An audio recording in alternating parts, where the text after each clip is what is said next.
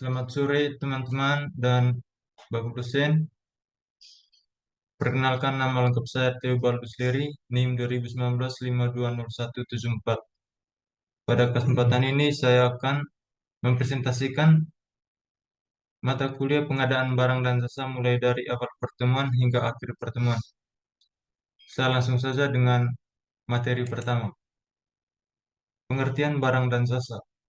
Pengadaan barang atau jasa adalah kegiatan pengadaan barang dan jasa oleh kementerian atau lembaga atau perangkat daerah yang dibiayai oleh APBN atau APBD yang prosesnya sejak identifikasi kebutuhan sampai dengan serah terima hasil pekerjaan.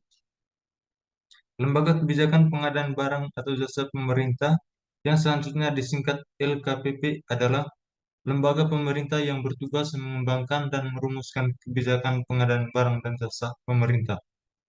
Penggunaan anggaran yang selanjutnya disingkat PA adalah pejabat pemegang kewenangan penggunaan anggaran Kementerian Negara atau lembaga atau perangkat daerah.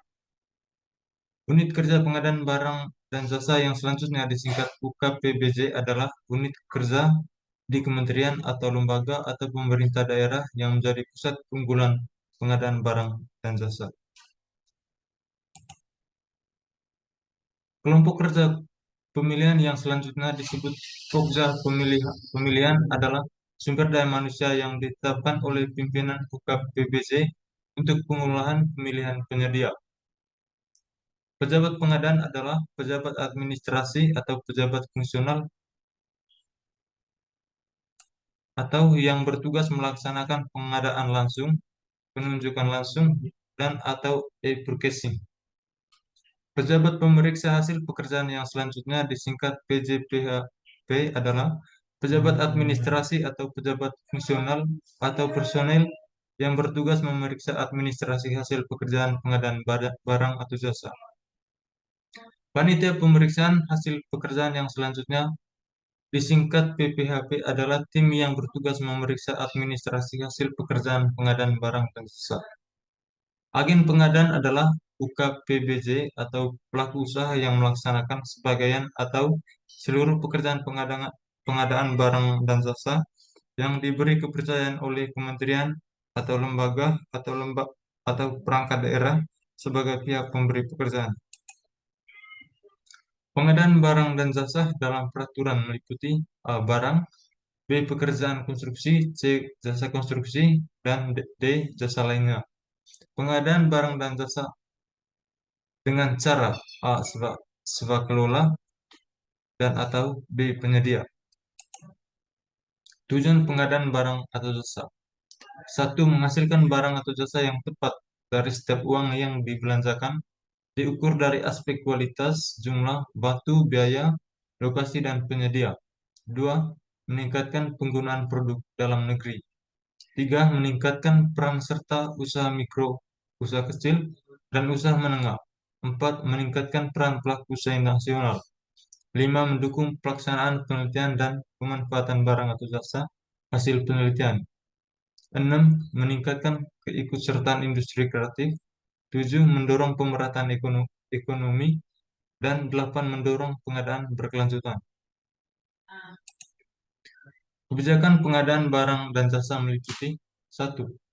Meningkatkan kualitas perencanaan pengadaan barang dan jasa. 2. Melaksanakan pengadaan barang dan jasa yang lebih transparan, terbuka, dan kompetitif. 3. Memperkuat kapasitas kelembagaan dan sumber daya manusia pengadaan barang dan jasa. 4. Mengembangkan e-marketplace pengadaan barang dan jasa. 5. Menggunakan teknologi informasi dan komunikasi serta transaksi elektronik. 6. Mendorong penggunaan barang dan jasa dalam negeri dan standar nasional atau SNI. 7. Memberikan kesempatan kepada usaha mikro, usaha kecil, dan usaha menengah. 8. Mendorong pelaksanaan penelitian dan industri kreatif. Dan 9. Melaksanakan pengadaan berkelanjutan. Prinsip pengadaan barang dan jasa. Pertama, efisien. 2. Efektif. Yang ketiga, transparan. Yang keempat, terbuka. Yang kelima, bersaing. Yang keenam, adil. Yang ketujuh, akuntabel. Kategori atau jenis pengadaan. Kategori pengadaan atau kelompok besar jenis pengadaan disebut dalam pasal 3 ayat 1. A. Barang. B. Pekerjaan konstruksi. C. Jasa konsultasi. Dan D. Jasa lainnya. Pengadaan dapat dilakukan dengan cara terintegrasi untuk jenis pengadaan di atas sebagaimana disebut dalam pasal 3 ayat 2. Cara pengadaan. Pengadaan barang atau jasa pemerintah sebagaimana disebutkan dalam pasal 3 ayat 2 dilaksanakan dengan cara yang pertama swasloka dan penyedia. Metode pemilihan penyedia. Metode penyedia sebagaimana disebutkan dalam pasal 38 ayat 1. Metode pemilihan penyedia barang atau pekerjaan konstruksi atau jasa lainnya terdiri atas A. Purchasing. B. Pengadaan langsung. C. Penunjuk langsung. D. Tender cepat. Dan D. Tender. Sedangkan sebagaimana disebutkan dalam pasal 41 ayat 1, metode pemilihan penyedia jasa konsultasi terdiri atas A. Seleksi. B. Pengadaan langsung. Dan C. Penunjuk langsung. Secara singkat, metode pemilihan penyedia adalah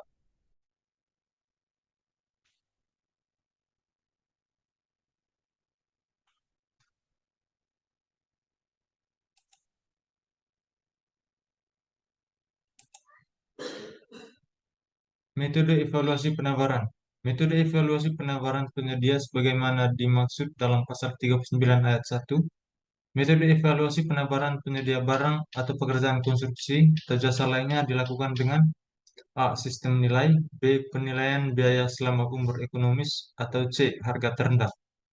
Metode evaluasi penawaran penyedia sebagaimana dimaksud dalam pasal 42 ayat 1. Metode evaluasi penawaran penyedia jasa konsultasi dilakukan dengan A. Kualitas dan biaya. B. Kualitas. C. Pagu anggaran. Atau D. Biaya terendah. Secara singkat, metode evaluasi penawaran penyedia adalah dilaksanakan dalam proses pemilihan penyedia. Para pelaku usaha memasukkan penawaran dan evaluasi penawaran dilakukan dengan metode evaluasi penawaran. Metode kualifikasi.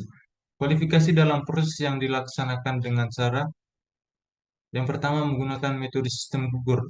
Untuk pasca kualifikasi dilaksanakan pada pelaksanaan kualifikasi pemilihan sebagai berikut. A. Tender barang atau pekerjaan konstruksi atau jasa lainnya untuk pengadaan yang bersifat tidak kompleks. Atau B. Seleksi jasa konsultasi perorangan. Yang berikut, sebelum pemasukan penawaran dengan menggunakan metode A. Sistem gugur untuk penyediaan barang atau pekerjaan konstruksi atau jasa lainnya. Atau B. Sistem pembobotan dengan ambang batas untuk penyedia jasa konstruksi. Dilaksanakan pada kualifikasi pemilihan produksi, dilaksanakan pada pelaksanaan pemilihan sebagai berikut. A. Tender barang atau pekerjaan konstruksi atau jasa lainnya untuk pengadaan yang bersifat kompleks. B. Seleksi jasa konsultasi badan usaha. Atau C. Penunjukan langsung pengadaan barang atau pekerjaan konstruksi, jasa konsultasi badan usaha, atau jasa konsultasi perorangan, atau jasa lainnya.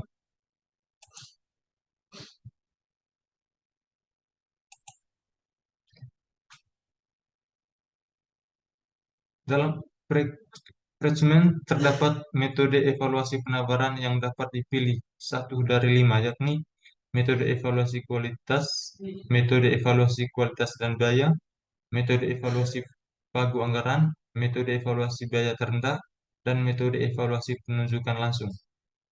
Satu metode evaluasi kualitas adalah evaluasi penawaran jasa konsultasi yang digunakan untuk pekerjaan yang mengutamakan kualitas penawaran teknis sebagaimana faktor yang menentukan terhadap hasil atau manfaat secara keseluruhan.